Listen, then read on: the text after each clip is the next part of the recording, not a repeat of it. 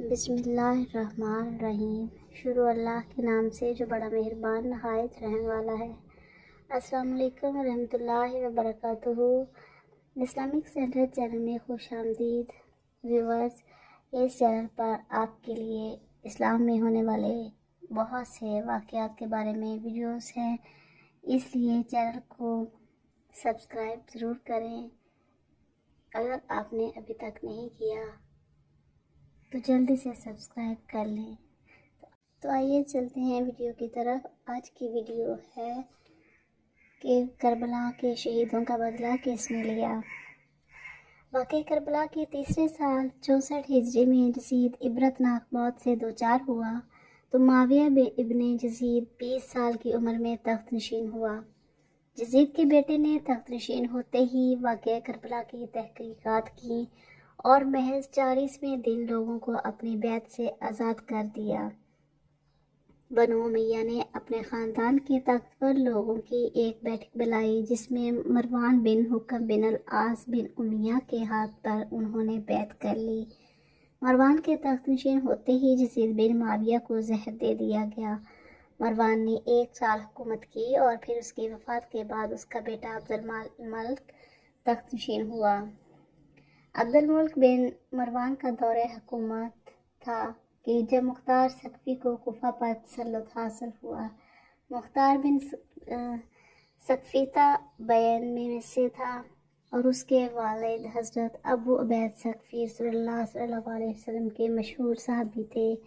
61 ہجری میں واقعہ کربلا برپا ہوا اور مختار نے 66 ہجری کو حکومت وقت کے خلاف تلوار اٹھائی اور یہ قسم کھائی کہ اگر میں کسی بھی ایسے شخص کو قتل نہ کروں جو کربلا کے واقعہ میں ملوث تھا تو مجھ پر خدا کی لعنت ہو۔ ویورز، یہی وہ قسم تھی کہ جس نے مختار ثقفی کو مقبولیت کی بلندیوں پر پہنچا دیا۔ جب نواسہ رسول سیدنا حسین نے حضرت مسلم بن عقیل کو کوفہ میں اپنا سفیر مقرر کیا تو مختار ثقفی نے حضرت مسلم بن عقیل کی مہمان نوازی کی۔ اسی دوران یزید نے صحابی رسول کو ہٹا کر ایک سخت دل انسان عبید اللہ ابن زیاد کو کوفہ کا گورنر مقرر کر دیا، جس نے آتے ہی حضرت مسلم بن عقیل کے خلاف محاذ کھڑا کر دیا اور مختار ثقفی سمیت بہت سے لوگوں کو حضرت مسلم بن عقیل کا ساتھ دینے کی وجہ سے جیل میں بند کر دیا اور پھر دھوکے سے حضرت مسلم کو شہید کر دیا۔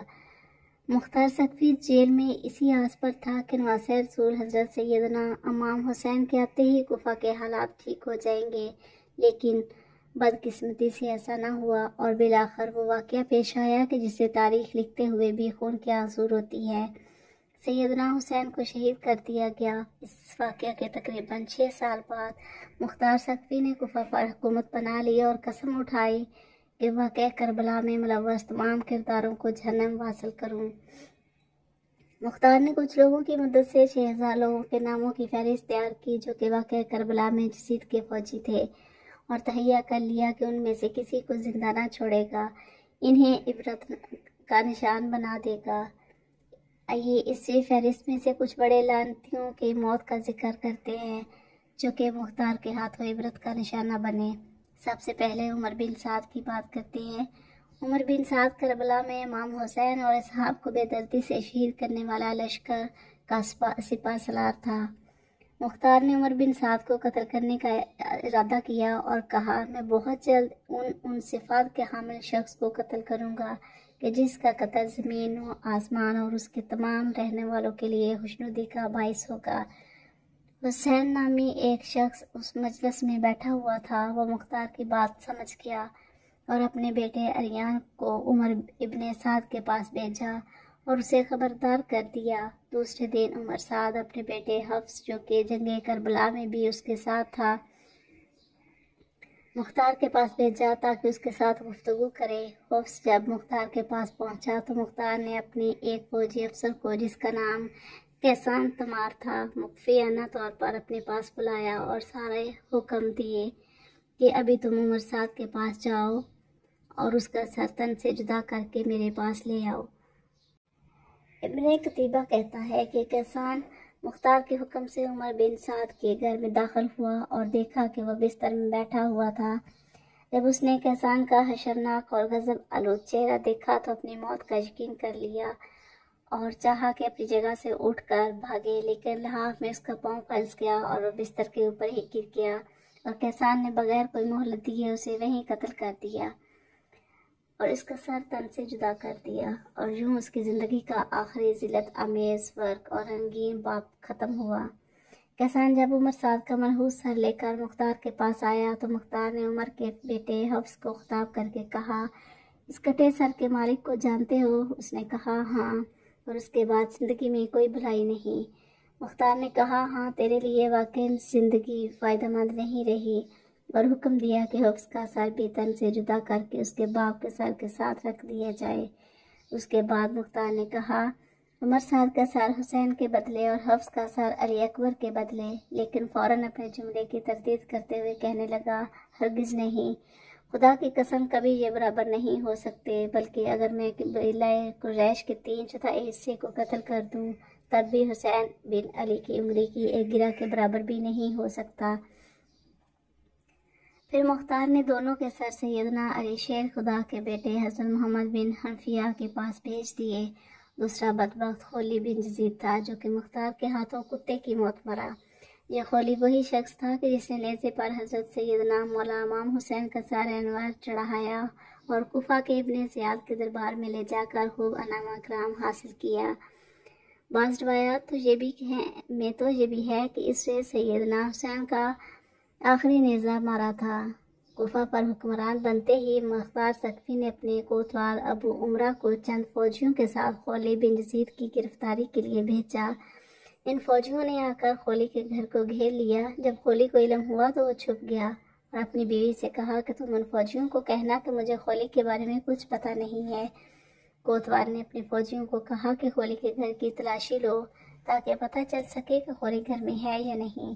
خولی کی بیوی وہی تھی جس نے سیدنا امام حسین کے سر انور سے پوری رات محبت کی تھی، اور خولی پر وہ ناراض تھی۔ جب سپاہیوں کو خولی نہ ملی تو بیوی نے ہاتھ کے اشارے سے بتایا کہ خولی وہاں چھپا ہوا ہے، اور منہ سے کہنے لگی کہ خولی گھر پر نہیں ہے۔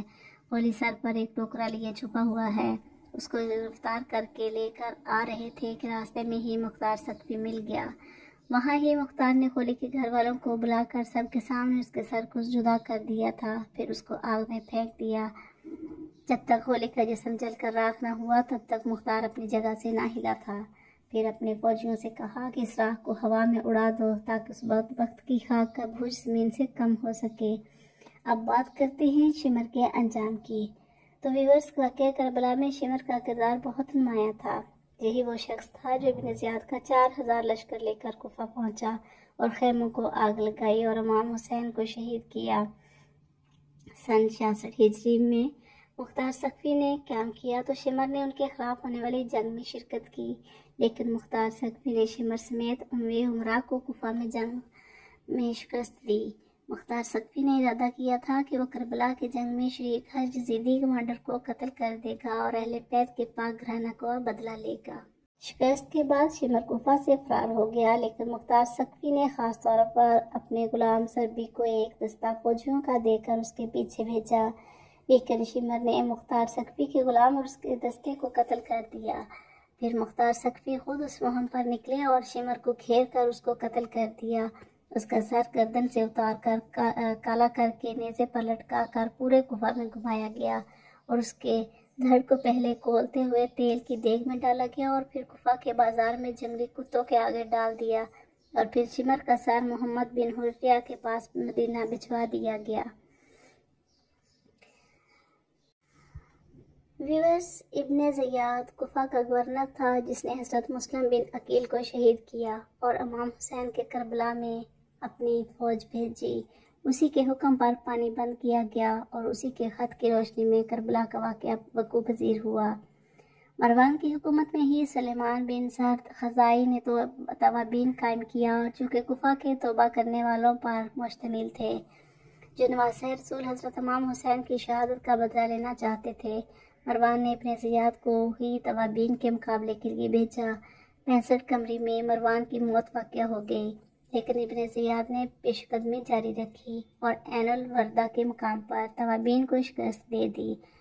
اس کے بعد ابن زیاد جزیرہ کے شہروں کو تحت فرمان لانے میں مشغول ہو گیا۔ پھر اس نے مختار عاملین کے تابع موصل پر حملہ کیا۔ مختار کی طرفدار ریت میں آ کر نشینی اختیار کی اور مختار بن ثقفی کو اس حملے سے آگاہ کیا۔ مختار نے اپنی سپاہ بھیجی جس نے ابن زیاد کی بھیجی ہوئی فوج کو شکست سے دوچار کیا۔ چنانچہ مختار ثقفی کی لشکر کی کامیابی کے بعد ابن زیاد نے بدلہ لینے کے لیے ان پر حملہ کیا، جبکہ اس بار مختار ثقفی نے ابن زیاد کے مقابلے کے لیے ابراہیم بن مالک اشترا کو بھیجا۔ چنانچہ دریائے خازر کے ساحل کے نزدیک موصل سے 5 فرسخ کے فاصلے پر عراقیوں اور شامیوں کی بہت بڑی جنگ ہوئی، جس میں محرم 67 ہجری کو ابن زیاد نے شکست کھائی۔ جہاں پر ابن زیاد کا قتل ہوا، عبید اللہ ابن زیاد اور ان کے ساتھیوں کے سر تن سے جدا کر کے مختار ثقفی کے پاس بھیجے گئے، جن کو عبرت حاصل کرنے کے لیے ایک اسی مسجد میں اور اسی جگہ پر رکھا گیا جہاں سیدنا حسین کا سر اقدس رکھا گیا تھا۔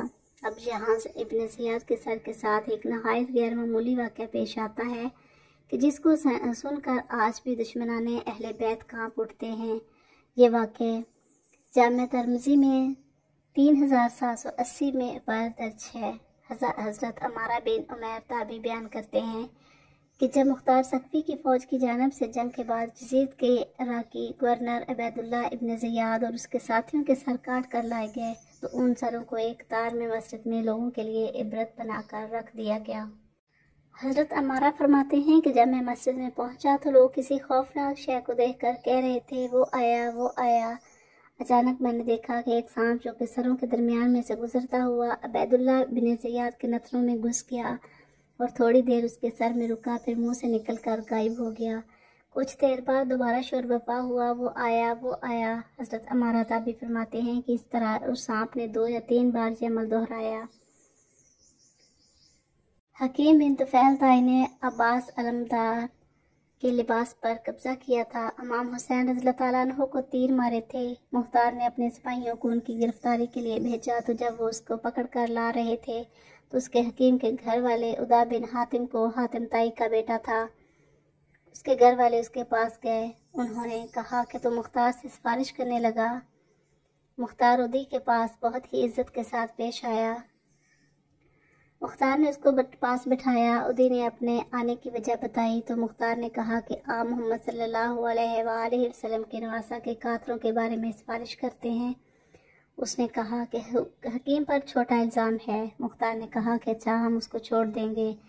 سپاہیوں کو راستے میں ہی معلوم پڑ گیا تھا کہ عدا بن حکیم کی سفارش کے لیے مختار کے پاس چلا گیا ہے، اس لیے سپاہیوں نے راستے میں ہی حکیم کو قتل کر ڈالا تھا۔ اس کو نشانہ عبرت اس طرح سے بنایا گیا کہ اس کو ایک کمرے میں بند کیا گیا تھا۔ اس سے کہا کہ تم نے عباس ابن علی کے کپڑے اتارے تھے، ہم اپنی زندگی میں تیرے لباس کو اتارتے ہیں۔ سپاہیوں نے اس کو اندھا کر دیا تھا، پھر کہا کہ تم نے حسین ابن علی کو تیر مارا تھا، ہم بھی تجھ کو تیر مارتے ہیں۔ یہ کہتے ہیں انہوں نے تیر مار مار کر حکیم کو قتل کر دیا۔ کربلا میں ان لوگوں نے حضرت امام حسین رضی اللہ تعالیٰ عنہ اور ان کے ساتھیوں کے ساتھ طرح طرح کے ظلم کیے ہیں۔ جو لوگ میدان کربلا میں سیدنا امام حسین کے مقابلے میں گئے، جس نے مولا حسین یا ان کے ساتھیوں کو شہید کرنے کی جرات کی، ان سب کو مختار ثقفی نے بہت بے دردی سے جہنم واصل کیا، اور یقیناً وہ اب بھی جہنم کا ایندھن ہی بن رہے ہوں گے۔ ایک روایت کے مطابق 6000 کوفی مختار کے ہاتھوں ذلت کے ساتھ قتل ہوئے۔ ان کے علاوہ بھی بے شمار لوگ طرح طرح کے عذاب میں مبتلا ہو گئے تھے۔ تاریخ چیخ چیخ کر بتا رہی ہے کہ ان میں سے کوئی نہیں بچا تھا جس نے اس دنیا میں ہی سزا نہ پالی ہو۔ ہر کسی کو بری سے بری سزا اور عذاب کا سامنا کرنا ہی پڑا تھا۔ جس چیز نے بھی واقع کربلا میں مظالم ڈھائے تھے، یہاں تک اس عذاب سے یزید بھی نہ بچا اور بہت بری موت مرا۔ اللہ پاک سے دعا ہے کہ وہ ہمیں رسول اللہ صلی اللہ علیہ وسلم ان کے پاک آل سے لامحدود محبت عطا فرمائے، آمین ثم آمین۔ ویورز، اگر ویڈیو پسند آئے تو لائک اور شیئر ضرور کریں، کیونکہ آپ کے شیئر کرنے سے بہت سارے لوگوں کو واقع کربلا کے بارے میں پتہ چلے گا اور کربلا میں شہید کرنے والوں کے بارے میں پتہ چلے گا کہ ان کا بدلہ کس نے اور کس طریقے سے لیا اور ان کو کس طریقے سے عذاب تک پہنچایا۔ تو اگر آپ چینل پر نئے ہیں تو چینل کو سبسکرائب بھی ضرور کریں تاکہ آپ کے سبسکرائب سبسکرائب کرنے سے چینل کو سپورٹ ملے اور آپ کو زیادہ سے زیادہ نالج ملے، اور ساتھ ساتھ بیل آئکن کو بھی پریس کریں تاکہ ہر آنے والی ویڈیو آپ تک پہنچ سکے۔ تو ملتے ہیں نیکسٹ ویڈیو میں، تب تک کے لیے اللہ حافظ۔